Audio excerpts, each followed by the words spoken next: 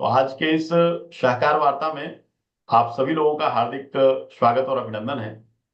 आज के इस शाहकार वार्ता के जो प्रथम सीरीज है, इसमें हम एफपीओ कृषक उत्पादक संगठन के विषय में चर्चा करेंगे।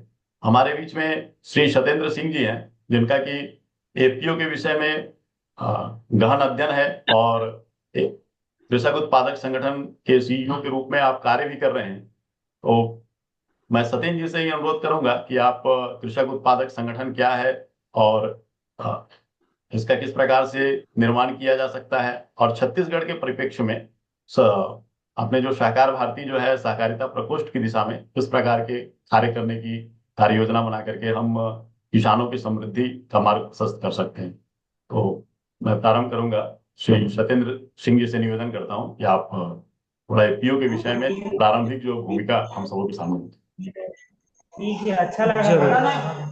सो धन्यवाद करुणानिधि जी और टीम, आप सबको वंदन प्रणाम नमस्ते। काफी अच्छा रियलाइजेशन हो रहा है कि सहकार भारती का सहकार वार्ता जो है, इसमें नॉलेज का आदान प्रदान उसी प्रकार से करंट में क्या सिनारियोज है फार्म प्रोड्यूसर कंपनीज के छत्तीसगढ़ में और ओवरऑल कंट्री के एस्पेक्ट्स में, इवन ग्लोबल जो सिनारियो है फार्मर प्रोड्यूस को लेके या फार्मर मार्केट्स को लेके या फिर फाइनेंशियल इंक्लूजन्स को लेके। तो हम संक्षिप्त में हम जरूर रखेंगे कि फार्म प्रोड्यूसर कंपनी बोलिए या फार्म प्रोड्यूसर ऑर्गेनाइजेशन बोलिए, छत्तीसगढ़ के मतलब सेंस में यहाँ पे बहुत जरूरी है। जरूरी इसलिए है कि फार्मर प्रोड्यूसर कंपनी जो ये ओवरऑल फिनोमिना है या ये ओवरऑल लॉ है या सरकार की जो नीति है इसमें आगे बढ़ाने के लिए, तो उसमें प्रोड्यूस ही नहीं, प्रोड्यूस के अलावा अगर कोई नॉन फार्म एक्टिविटीज है, जैसे कोई आर्टिजनरी है, कुछ अगर हैंडलूम्स है, कुछ अगर स्किल बेस्ड है, जैसे बाम्बू के वेरियस अलाइड प्रोडक्ट्स है, तो ये सब तो विलेज लेवल पे जनरली पाया जाता है या जंगलों में पाया जाता है। बांस हो गया या फार्म प्रोड्यूस हो गया, जैसे धान है, मक्का है, या फिर वनो उपज में आम, इमली, अमचूर, सीताफल, जामुन है, तो ये पाया जाता है। बट इसको वैल्यू एडिशन मतलब मूल्य संवर्धन करके इसको प्रॉपर मार्केट लिंकेज कैसे किया जाए, जो कॉन्करेंट सप्लाई चेन हो या वैल्यू चेन हो, इसमें फार्मर प्रोड्यूसर कंपनी की बहुत बड़ी भूमिका होती है। वो किस प्रकार से होती है कि अगर मैं एक छोटा सा अगर मैं एग्जांपल दूं इसको समझाने के लिए, तो अगर वो जैसे गाँव है, समझ लीजिए एक गांव में अगर 70 से 75 अगर परिवार है, और अगर एक परिवार अगर अपना कोई भी प्रोड्यूस अगर बेचने जाएगा मंडी में हो या लोकल हाट बाजार में हो या ब्लॉक लेवल पे हो, तो उसको उतना निगोशिएशन या बार्गेनिंग पावर नहीं आएगा। जो प्राइस रहेगा उस प्राइस में है तो वो सेल कर देगा, आ जाएगा। बट वहीं अगर उस गांव में से अगर 75 परिवार में से अगर 15 परिवार भी अगर फार्मर प्रोड्यूसर कंपनी के एसोसिएशन से या अगर संगठन से अगर जुड़ते हैं, ऐसे 15-15 20-20 फार्मर का अगर ग्रुप बना के अगर 10 गांव में भी अगर ये होता है, तो 150 से 200 फार्मर्स जुड़ते हैं।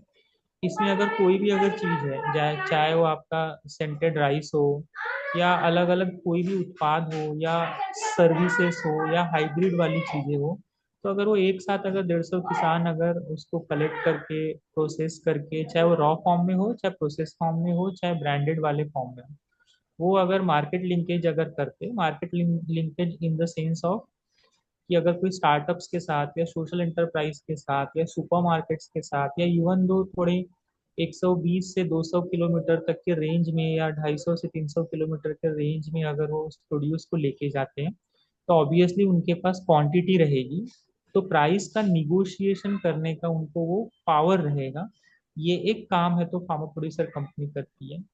सिमिलरली अगर एग्रीकल्चर इनपुट सप्लाई अगर करना है फार्मर्स को, अगर विलेज लेवल पे अगर एक अलग अलग सेंटर्स अगर ओपन करने हैं 10 गांव में, अगर फॉर एग्जाम्पल अगर वो स्टार्ट करते, तो अगर हर फार्मर एक कृषि केंद्र जाएगा, 2 बोरी यूरिया लेके आएगा या जैविक खाद लाएगा, 3 बोरी बीजा लेके आएगा या अलग अलग बायो पेस्टिसाइड्स लाएगा। पर फार्मर प्रोड्यूसर कंपनी के माध्यम से अगर जैविक इनपुट सेंटर अगर गांव में अगर खुलता है, तो वो गांव में अगर हम बेस अगर मानते 75 फार्मर का, और अगर 15 फार्मर्स अगर एफपीओ के साथ या एपीसी के साथ जुड़ते हैं, और बाकी अगर बचे कम से कम 60 फार्मर है, तो एग्री इनपुट से भी 15 फार्मर को भी बेनिफिट होगा, इवन दो बच्चे जो है 60 फार्मर, उसको भी उस इनपुट सेंटर से बेनिफिट होगा। कैसे?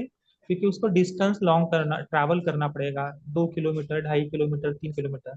तो डिस्टेंस मैटर नहीं करता है, उसका टाइम मैटर करता है। क्योंकि ये वाली चीजें अगर परचेस करने अगर उसको जाना है थोड़ा मतलब मंडल एरिया में या ब्लॉक लेवल के एरिया में या सब तहसील उप तहसील वाले एरिया में जहाँ पे कृषि केंद्र पाया जाता है, तो उसका टाइम भी जाता है, उसका एफर्ट भी जाता है, पैसे भी जाता है, और फिर उसको भाड़ा भी लगता है। तो अगर ये तीनों चारों चीज से अगर गांव में ही अगर इनपुट सेंटर खोलते हैं, तो वो एक पूरे विलेजर्स को बेनिफिट है, प्लस फार्मर प्रोड्यूसर कंपनी को भी बेनिफिट है कि उसका रेवेन्यू बढ़ेगा, टर्नओवर बढ़ेगा। एक प्लस पॉइंट बहुत अच्छा है फार्मर प्रोड्यूसर कंपनी वाले मॉडल में, कि जो भी प्रॉफिटेबिलिटी आती है इनिशियली नहीं आती है, 3 साल, 2 3 साल थोड़ा स्ट्रगल का होता है, फोर्थ ईयर में थोड़ी प्रॉफिटेबिलिटी बढ़ती है। तो जो प्रॉफिट होता है वो उसके शेयर होल्डर को डिस्ट्रीब्यूट होता है। डिपेंड करता है कि फार्मर प्रोड्यूसर कंपनी की इंटरनल पॉलिसी क्या है। अगर इंटरनल पॉलिसी है कि हम प्रॉफिट को रिटेन करके रखेंगे, उसको बिजनेस में लगाएंगे, बहुत अच्छी बात है। या उसके एवज में अगर बोनस के फॉर्म में कैलकुलेशंस करके, सर्टन कैलकुलेशंस करके, मैथ्स का फार्मूला लगा के वो अगर डिस्ट्रीब्यूट करते हैं, वो एक ऑप्शन है। मतलब ओवरऑल ये है कि जो भी मुनाफा होगा या जो घाटा होगा या जो फायदा होगा, वो पावर प्रोड्यूसर कंपनी का ही होगा। और ये ऑटोनॉमस होता है। ऑटोनॉमस इन द सेंस कि जो उसके शेयर होल्डर फार्मर्स होते हैं, जो उसकी गवर्निंग बॉडी होती है, गवर्निंग काउंसिल होती है, बोर्ड ऑफ मेंबर, ये उनका वो डिसीजन करेंगे, वो डिसीजन लेते हैं कि उनको क्या करना है, कब करना है, कहाँ करना है, कैसे करना है। इसमें अगर इंस्टीट्यूशन से या एग्रीकल्चर यूनिवर्सिटी से जो ग्रेजुएट्स होते हैं, या जो पोस्ट ग्रेजुएट होते हैं, या बिजनेस मैनेजमेंट की जिन्होंने पढ़ाई की होती है, या कहीं इंटर्नशिप या प्रोजेक्ट में काम किया होता है, उनको farmer producer company as a CEO या एज अ मैनेजर भी उनको हायर कर सकता है, डे टू डे ऑपरेशंस के लिए, बायर्स के साथ निगोशिएशन के लिए, इनपुट कंपनी से बात करने के लिए, वेरियस लाइसेंस के लिए, रजिस्ट्रेशंस के लिए। तो ये एक फार्मर के द्वारा फार्मर्स के लिए और अपने जो विलेजर्स है गांव में, उनके बेनिफिट्स के लिए फार्मर प्रोड्यूसर कंपनी का जो कंसेप्ट है, ये भारत सरकार लाई हुई थी 2003 में। अभी करीब करीब 19 से 20 साल हो गया है। अभी जो आज से 5 साल पहले ही केंद्र सरकार ने 10,000 फार्म प्रोड्यूसर कंपनी का गठन का बहुत ऐतिहासिक निर्णय लिया है, जो है तो ग्राउंड स्तर पे अभी अमल में भी आ रहा है। अमल मतलब वो इम्प्लीमेंटेशन हो रहा है। और अभी आने वाले समय में ये जो और बचे हुए 4 साल है, इसमें और तेजी से फार्मर प्रोड्यूसर कंपनी में काम होगा। बस यही है कि फार्मर प्रोड्यूसर कंपनी का जो रिजल्ट है वो इमीडिएट नहीं आता है, मिनिमम 3 से 5 साल आता है। सिंपल, आप कोई भी अगर नया बिजनेस अगर स्टार्ट करते हैं, तो जैसे उसमें अप्स एंड डाउन्स होते हैं, उसी प्रकार से फार्मर प्रोड्यूसर कंपनी के लिए है। डिपेंड करता है कि उसकी जो स्ट्रॉन्ग लीडरशिप स्ट्रक्चर है, या जो प्रमोटिंग इंस्टीट्यूशंस है, चाहे सरकार प्रमोट करे, चाहे एनजीओ प्रमोट करे, या वेरियस अलग अलग डिपार्टमेंट प्रमोट करे, कहने का मतलब है वो एक है प्रमोटिंग एजेंसी। और एक स्ट्रॉन्ग बिजनेस मॉडल होना चाहिए, चाहे कोई कमोडिटी को लेके हो, चाहे कोई क्रॉप को लेके हो, चाहे सप्लाई साइड में हो, चाहे डिमांड साइड में हो। और एक एकदम स्ट्रॉन्ग वाइब्रेंट मार्केट लिंकेजेस होना चाहिए, क्योंकि प्रोड्यूस जब तक मार्केट में बिकेगा नहीं, पैसा आएगा नहीं, तो फार्मर प्रोड्यूसर कंपनी को उसका बेनिफिट नहीं मिलेगा। तो ये सारी मुख्य मुख्य 3 4 चीजें हैं जो फार्मर प्रोड्यूसर कंपनी में होती है। और छत्तीसगढ़ के कॉन्टेक्स्ट में ये है कि छत्तीसगढ़ में विगत कुछ सालों में पावर प्रोड्यूसर कंपनी बनी, बट स्ट्रॉन्ग लीडरशिप नहीं होने के कारण से वो अभी बोल सकते हैं सो स्लीपिंग मोड में। बट उनको भी है तो रिवाइव कर सकते हैं। डिपेंड करता है कि उसमें अगर बोर्ड्स में अगर चेंजेस करने हैं, या अगर लीडरशिप में अगर चेंजेस करने हैं, और किस टाइप के उस फार्मर प्रोड्यूसर कंपनी में इश्यूज है या चैलेंजेस है, उसको दूर करने के बाद में कर सकते हैं। Farmer producer company financial inclusion में भी काम कर सकती है। कुछ कुछ ऐसे सीएसआर या कॉर्पोरेट्स है जो फार्मर प्रोड्यूसर कंपनी को नैनो लोन या माइक्रो लोन डिस्ट्रीब्यूशन एजेंसी के लिए काम करते हैं। सीबीबीओ जो है cluster based business organisation, SFAC की एक स्कीम है, उसमें भी एक फार्मर प्रोड्यूसर कंपनी दूसरी 2 3 फार्मर प्रोड्यूसर कंपनी को प्रमोट कर सकते हैं। डिपेंड करता है block to block, district to district, even दो स्टेट टू स्टेट। तो ये मुख्यत्वे फार्मा प्रोड्यूसर कंपनी के ऊपर में था। धन्यवाद, आपने हमें मौका दिया इस सहकार वार्ता में बोलने के लिए। Thank you. धन्यवाद सत्येंद्र जी। हम्म, अभी अपना जो ये शाकार वार्ता का जो सत्र है उसमें हम सत्येंद्र सिंह जी को सुन रहे थे। सत्येंद्र जी कांकेर में जो है वो वहां पर एक एफपीओ के माध्यम से किसानों को संगठित करके उनको उनके जीवन स्तर के सुधार के लिए कार्य कर रहे हैं। तो सत्येंद्र जी आपका जो वहां पर कांकेर में जो एफपीओ है किस नाम से है और वो कब आप लोगों ने प्रारंभ किया, उसका किस प्रकार का काम है, और एपीओ के क्षेत्र में कार्य करने का आपका अनुभव कैसा रहा अभी तक का? थोड़ा इसको विस्तार से बताइए।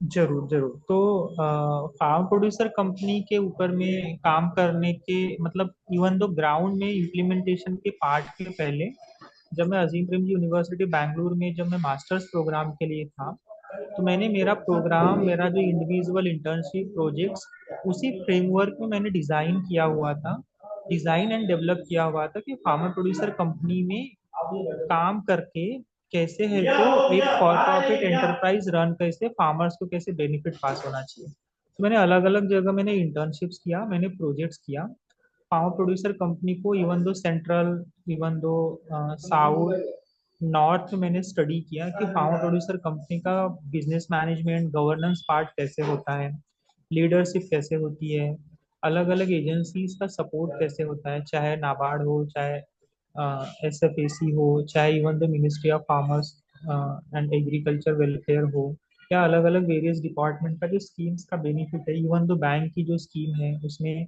कैसे बेनिफिट हो, तो ये हमने समझा हुआ था। पहले तो ये समझा था कि इसका कैसे होता है, इसमें क्या प्रॉब्लम्स के ऊपर में काम करके उसका सोल्यूशन कैसे डेवलप कर सकते हैं, ये एक था।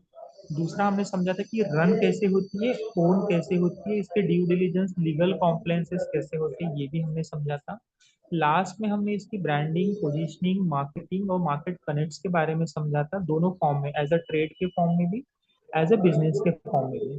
तो सबसे पहले हमने इसका थ्योरेटिकल रिसर्च किया, फील्ड में हमने इसको देखा कैसे ये है तो इम्प्लीमेंट होती है। उसके बाद में हमने काम किया कि ये रन एंड ओन कैसे होती है। जब ये रियलाइजेशन हुआ उसके बाद हमने है तो उसको एज ए सोशल एंटरप्राइज या स्टार्टअप्स के माध्यम से हमने गठन किया, क्योंकि एज ए सीईओ उसमें शेयर्स नहीं होते हैं फार्मा प्रोड्यूसर कंपनी में एज ए सीईओ का, और फिर उसका कमांड एंड कंट्रोल ऑर्गेनाइजेशन के पास होता है, तो वो पास होता है। तो वो प्रोजेक्ट टू प्रोजेक्ट वैरी करता है।